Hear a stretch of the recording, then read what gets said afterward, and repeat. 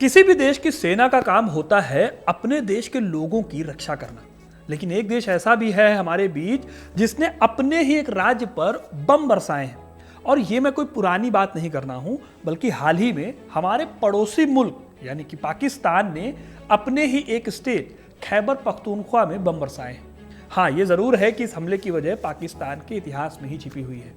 देखिए, पाकिस्तानी एयरफोर्स के fighter jets ने इस एरिया यानी खैबर पख्तून में 8 LS-6 बम गिराए। इसमें कई लोगों की मौत हुई। सबसे बड़ी बात यह है कि पाकिस्तान ने इस एरिया पर पहली बार बम नहीं गिराया या पहली बार अटैक नहीं किया। इससे पहले भी यहां कई अटैक उन्होंने किए हैं। अब सवाल आता है कि आखिर पाकिस्तान अपने ही लोगों पर बम क्यों गिरा रहा है? कोई भी देश ऐसा कैसे कर सकता है? सबसे बड़ी बात है कि पाकिस्तान जो भी इस इलाके में कर रहा है वो उसका ही बोया हुआ जहर है, जो आज बहुत ज्यादा खतरनाक बन गया है। कई लोग खैबर पख्तून की इस प्रॉब्लम को अफगानिस्तान और पाकिस्तान के बीच डूरन लाइन जो खींची गई उससे जोड़कर देखते हैं, लेकिन ये प्रॉब्लम इस लाइन से भी कहीं बड़ी है। इसमें ब्रिटिशर्स की चाल से लेकर अमेरिका के मंसूबे और पाकिस्तान के भारत पर दबाव बनाने की साजिशें तक शामिल है। आज मैं आपको बताऊंगा कि हमारा पड़ोसी मुल्क आखिर क्यों अपने ही एक इलाके की जान का दुश्मन बना हुआ है, और कौन सा वो कनेक्शन है जिसके चलते अफगानिस्तान और पाकिस्तान में दोस्ती नहीं हो पाती है। क्या है वो एंगल जिसके चलते पाकिस्तान आज अपने ही बिछाए जाल में फंस गया है? तो वीडियो को पूरा देखिएगा दोस्तों, क्योंकि अपना इतिहास नहीं जानोगे तो खुद को कैसे पहचानोगे। नमस्कार दोस्तों, मेरा नाम है सिद्धार्थ सिंह और आप देख रहे हैं हिस्ट्री कनेक्ट। पाकिस्तान के मैप को देखें तो एक तरफ मौजूद है नॉर्थ वेस्टर्न पाकिस्तान का बॉर्डर, तो दूसरी तरफ मौजूद है अफगानिस्तान का एक मैदान जिसका नाम है काबुलिस्तान। इन दोनों मैदानों के बीच में पड़ती है हिंदू कुश पर्वतमाला। इसी पर्वतमाला में मिलता है एक दर्रा जिसे कहते हैं खैबर का दर्रा। जाहिर है कि यह दर्रा भारत में नहीं पड़ता, लेकिन इसका नाम आपने कभी ना कभी जरूर सुना होगा। इस दर्रे का जुड़ाव भारतीय इतिहास से काफी लंबे अरसे से रहा है। सिल्क रूट के दौर में जब ट्रेड हुआ करता था तब इस दर्रे का खूब इस्तेमाल हुआ। इसके बाद इसी दर्रे से पहले ग्रीक्स और फिर सेंट्रल एशिया के लड़ाके आए। एग्जाम्पल के लिए खैबर दर्रे से ही सिकंदर ने भारत पर हमला किया था। उसके बाद मौर्य, कुषाण, ग्रीक, तुर्क, मंगोल और मुगलों ने भी इस रास्ते का इस्तेमाल किया। मुगलों ने भी इस एरिया को जीतने की कोशिशें की और इसे अपने साम्राज्य का एक इंपॉर्टेंट हिस्सा माना। यानी कि इस जगह को आप मान सकते हैं भारत का हिस्टोरिकल एंट्री गेट। इसी जगह को खैबर पख्तून का दर्रा कहा जाता है। यहाँ पर वो लोग रहते हैं जो इंडो यूरोपियन ग्रुप की पश्तून लैंग्वेज बोलते हैं। इन्हीं लोगों को पठान भी कहा जाता है। सारी लड़ाई इस आबादी के डिवीजन को लेकर है, जिसकी लड़ाई की नींव डालती है डूरन लाइन। अब ये लाइन क्या है और कैसे इस लाइन ने कभी न खत्म होने वाली एक टेंशन को पैदा किया, उसे समझने के लिए हमें चलना होगा उस टाइम पीरियड में जब ब्रिटिशर्स ने अपने एम्पायर को बढ़ाना शुरू किया था। और यही वो टाइम था जब अफगानिस्तान में भी बदलाव हो रहे थे। 19वीं सदी में जब मुगल सत्ता बस नाम मात्र की बची थी, तब अहमद शाह दुर्रानी ने अफगानिस्तान में दुर्रानी डायनेस्टी को इस्टेब्लिश किया। इन्हीं को मॉडर्न अफगानिस्तान का फाउंडिंग फादर भी माना जाता है। लेकिन जब दुर्रानी का राजवंश अपने पतन पर था, तभी साल 1834 में हरि सिंह ने खैबर पख्तून का इलाका महाराजा रंजीत सिंह के सिख साम्राज्य में मिला दिया। फिर 1848 में महाराजा रंजीत सिंह की मृत्यु हुई। उसके बाद सिख साम्राज्य कमजोर पड़ गया। इसी टाइम पर अंग्रेजों ने सिख साम्राज्य पर कब्जा कर लिया और इस तरह से खैबर पख्तून की ये जगह जो थी वो भी उनके कब्जे में आ गई। अंग्रेजों ने खैबर पख्तून के शहर पेशावर को नॉर्थ वेस्टर्न फ्रंटियर के एक बड़े शहर के रूप में ढालना शुरू किया। इस जगह की रखवाली के लिए ब्रिटिशर्स ने पंजाब फ्रंटियर फोर्स को खड़ा किया। लेकिन आगे चलकर जब 1857 का विद्रोह हुआ तो ये टुकड़ी अंग्रेजों की जगह क्रांतिकारियों के साथ खड़ी हो गई। अब ये ब्रिटिशर्स के लिए बहुत बड़ी प्रॉब्लम थी, क्योंकि उनकी अपनी बनाई सेना ही अब उनके साथ नहीं खड़ी थी। दिक्कत इस बात की भी थी कि इसके चलते वेस्टर्न फ्रंट जो था अंग्रेजों का वो कमजोर हो सकता था। इसीलिए अंग्रेजों ने तय किया कि वो अफगानिस्तान को भी जीत कर रहेंगे। ये एक तरह से उनकी जिद थी, लेकिन उनकी ये चाहत पूरी नहीं हो पाई। इस टाइम तक अंग्रेजों के हाथों में लगभग पूरा साउथ एशिया आ गया था। बोलन दर्रा भी उन्होंने पार कर लिया था। लेकिन जब वो अफगानिस्तान को जीतने चले तो तीन जंगें लड़ने के बाद भी वो इसको जीत नहीं पाए। इन जंगों में हारने के बाद अंग्रेजों ने इस एरिया को एक बफर जोन की तरह इस्तेमाल करने की सोची। ऐसा इसलिए क्योंकि रूस की ट्रांस कैस्पियन रेलवे भी धीरे धीरे अफगानिस्तान के पास तक पहुंच रही थी और इसका रिजल्ट ये हो सकता था कि कल को अफगानिस्तान पर रशिया हमला कर दे। ऐसे किसी भी सिचुएशन से बचने के लिए अंग्रेजों ने सोचा कि अफगानिस्तान को ब्रिटिश एम्पायर और रशियन एम्पायर के बीच में एक बफर जोन की तरह इस्तेमाल किया जाए। लेकिन दोस्तों, अंग्रेजों की इसी सोच ने खैबर पख्तून को एक ऐसी दिक्कत में डाल दिया जो आज तक चली आ रही है। जी हाँ, सही गेस कर रहे हैं आप, मैं अभी डूरन लाइन की बात कर रहा हूं। देखिए, ब्रिटिशर्स को पता था कि वो पख्तून के इन कबीलों को कभी कंट्रोल नहीं कर पाएंगे। इसीलिए साल 1893 में 1893 में अंग्रेजों ने एक बड़ी चाल चली। इस साल British civil servant sir Henry Mortimer Durand ने तत्कालीन अफगान शासक अब्दुल रहमान के साथ मिलकर एक सीमा रेखा खींची। इसे डूरन लाइन कहा जाता है। इस लाइन को खींचने से अफगानिस्तान का ईस्टर्न बॉर्डर जो है वो दो हिस्सों में बंट गया। इस लाइन को हिंदू कुश पहाड़ियों के पैरेलल खींचा गया क्योंकि ये दोनों देशों के बीच में एक नेचुरल बंटवारा था जिसमें हिंदू कुश के वेस्ट में अफगानिस्तान हो गया और ईस्ट में ब्रिटिश भारत या आज का पाकिस्तान था। लेकिन इस बंटवारे के साथ ही एक बहुत बड़ी कम्युनिटी का भी बंटवारा हो गया। ये कम्युनिटी थी पश्तून कम्युनिटी। ये लोग इसी डूरन लाइन के पास रहा करते थे। इस लाइन की वजह से आधे से ज़्यादा पश्तून ब्रिटिश इंडिया में रह गए, आज के पाकिस्तान में रह गए, और बाकी के चले गए अफगानिस्तान में। कुल मिलाकर दोनों तरफ एक ही कम्युनिटी के लोग रहते थे, बस नक्शे पर यह कम्युनिटी एक लाइन से डिवाइड कर दी गई थी। अंग्रेज़ों ने डूरन बॉर्डर बनाकर एक तरह से शैतानी की थी। सैकड़ों सालों से वो लोग जो अफगानिस्तान की एक पहचान के साथ पले बढ़े थे, वो अचानक ही पंजाब स्टेट के नॉर्थ वेस्ट फ्रंटियर कमिश्नरी का हिस्सा बन गए। लेकिन एक दिलचस्प बात यह थी कि इस क्षेत्र में रहने वाली पश्तून जनजातियां अपनी आज़ादी के लिए मशहूर थी। उनका लाइफ स्टाइल किसी राज्य के या स्टेट के नियमों से नहीं चलता था, बल्कि वो अपनी कबीलाई परंपराओं और पश्तून वाली एक कोड है उसके सख्त नियमों से चलता था। इस कोड में मेहमान के लिए जान देने से लेकर अपनी ज़मीन की इज्जत को बनाए रखना सबसे ऊपर होता था। अब इस बात को याद रखिएगा, आगे ये कहानी जब बढ़ेगी तो ये बात एक टर्निंग पॉइंट साबित होगी। तो चलिए आगे बढ़ते हैं। ऐसा नहीं है कि इस कब्जे के खिलाफ कोई आवाज़ नहीं उठी। 1897 में अफरीदी और औरकजई कबीलों ने अंग्रेजी सेना को कड़ी टक्कर देने का काम किया। इसी कड़ी में 12 सितंबर 1897 को सारागढ़ी की लड़ाई भी लड़ी गई थी, जिसमें ब्रिटिश इंडियन आर्मी के 21 सिख सैनिकों ने 8000 अफगानों से लड़ाई लड़ी थी। लेकिन ब्रिटिश सेना काफ़ी ज़्यादा मॉडर्न थी, एडवांस थी, उनके पास अच्छे अच्छे हथियार थे और जंग लड़ने की अलग अलग नई नई तकनीकें थी। इसके चलते अफगानों की हार हो गई और आखिरकार इस हिस्से पर कब्जा हो गया अंग्रेज़ों का। लेकिन ये एक बड़ी प्रॉब्लम बनकर सबके सामने खड़ी होने वाली थी। अंग्रेज़ों ने एक टेम्परेरी सोल्यूशन निकालकर एक परमानेंट दिक्कत खड़ी कर दी थी। इसके बाद इस जगह पर कंट्रोल करने के लिए साल 1901 में पेशावर को एक हेडक्वार्टर बना दिया गया। इस तरह से उत्तर पश्चिमी सीमा प्रांत नाम से एक अलग प्रांत बना दिया गया। लेकिन तब भी पठान या पश्तून लोग ब्रिटिश हुकूमत के आगे झुके नहीं। अपनी आज़ादी के लिए मशहूर इन लोगों ने एक और आंदोलन खड़ा किया। 20वीं सदी में खान अब्दुल गफ्फार खान नाम के एक मशहूर पठान ने गांधी जी की राह पकड़ दी। करीब 6.25 फुट लंबे चौड़े अब्दुल गफ्फार खान ने पठानों की जो सिर उतार लेने वाली परंपरा थी उसको छोड़ दिया। वो इसके साथ ही अहिंसा के रास्ते लड़ाई लड़ने का हथियार उठाते हैं। इस विरोध में वो पाकिस्तान के डेरा इस्माइल खान जेल से लेकर इलाहाबाद में मौजूद नैनी जेल तक सलाखों के पीछे रहे। उनकी अहिंसा की नीति के चलते ही उनका एक और नाम पड़ा, सीमांत गांधी या फ्रंटियर गांधी। पश्तूनों को एक करने और उनके बीच पॉपुलर होने के चलते उन्हें एक और नाम मिला, बादशाह खान। साल 1929 में अब्दुल गफ्फार खान ने लाल कुर्ती नाम से एक संगठन बनाया जिसका नाम रखा गया खुदाई खिदमतगार। यह संगठन भी वही बातें कर रहा था जो गांधी, नेहरू और पटेल कर रहे थे। गफ्फार खान भी स्वशासन की मांग कर रहे थे। फिर अगले साल 1930 में जब गांधी जी की अगुवाई में दांडी यात्रा शुरू हुई और नमक कानून को तोड़ा गया, तब पेशावर के साथ साथ पूरे पख्तून में खुदाई खिदमतगार संगठन ने भी अहिंसात्मक प्रदर्शन किया।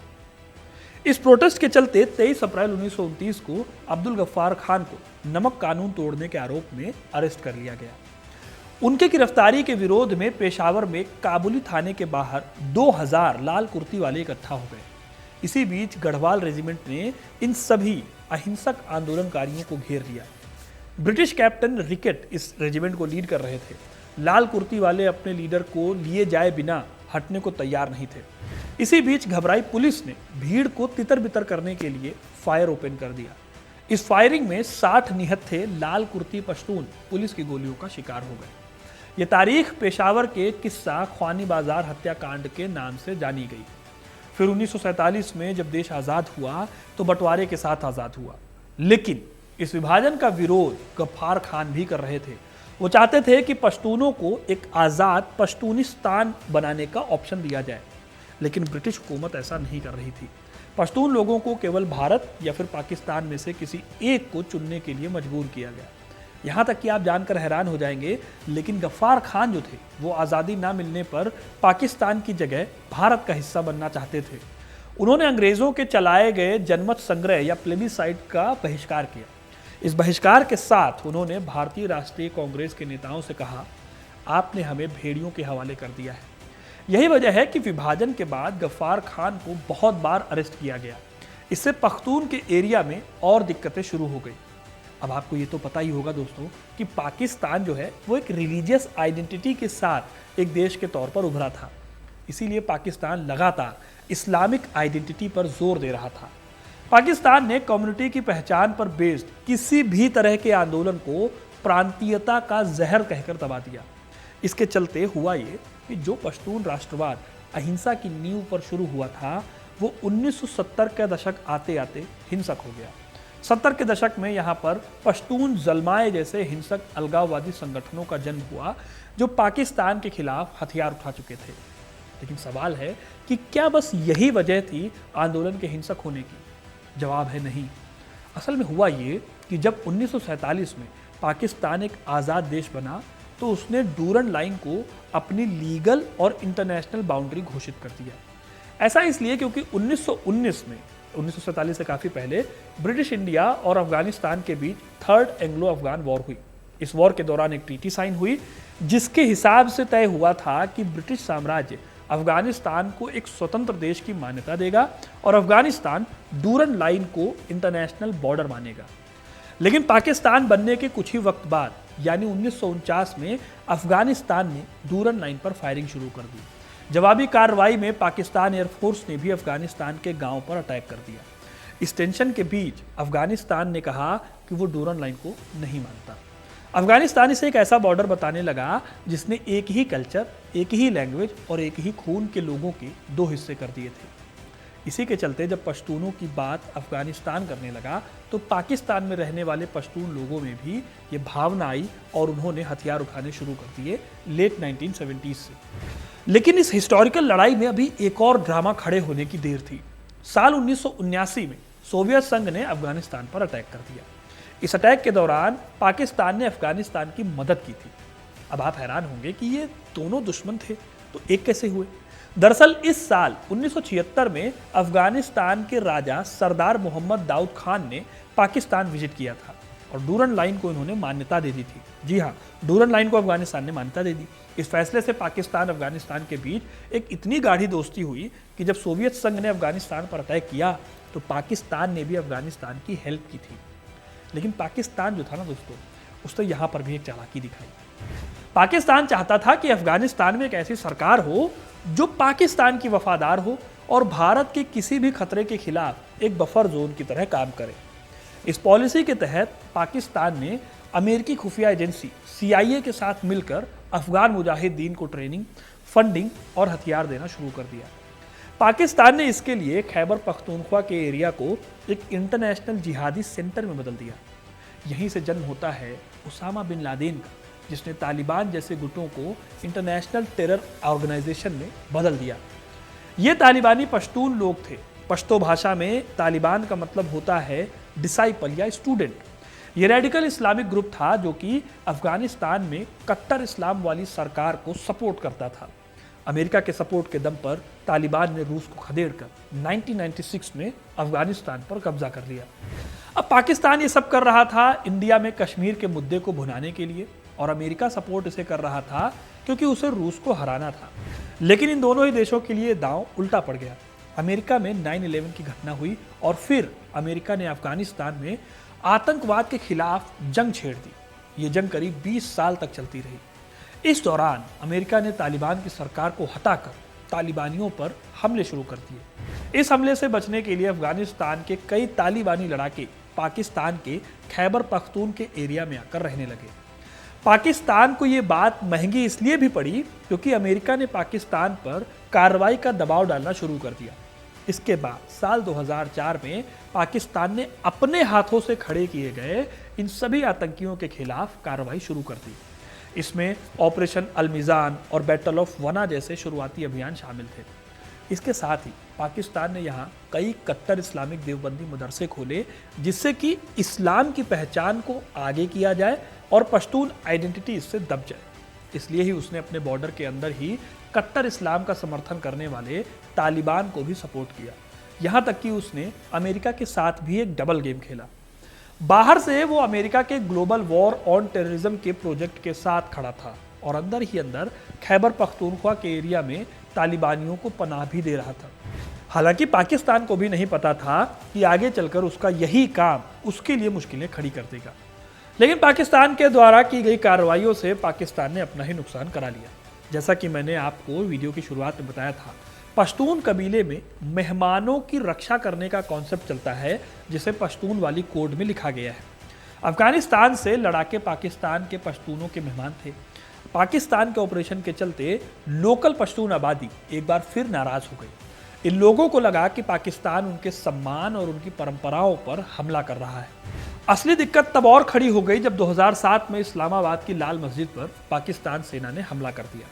इसके जवाब में अलग अलग पश्तून कबीलाई और इस्लामी समूहों ने एकजुट होकर एक गुट बनाया, तहरीके तालिबान पाकिस्तान, जिसे टीटीपी कहते हैं।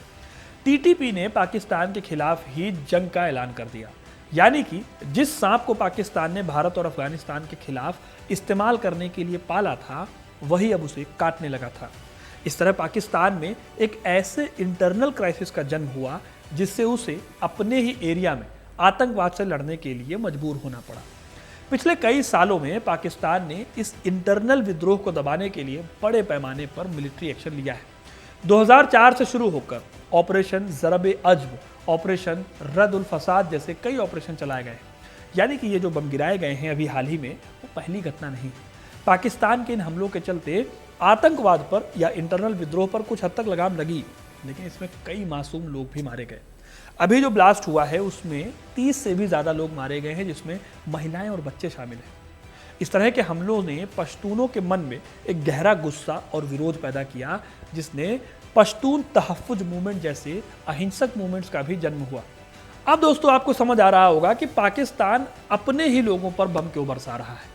सवाल अब ये उठता है कि क्या पश्तून कभी पाकिस्तान से सेटिस्फाई होंगे, संतुष्ट होंगे? ये एक ऐसा सवाल है जिसका जवाब पाकिस्तान के बनने के साथ ही खोजा जा रहा है।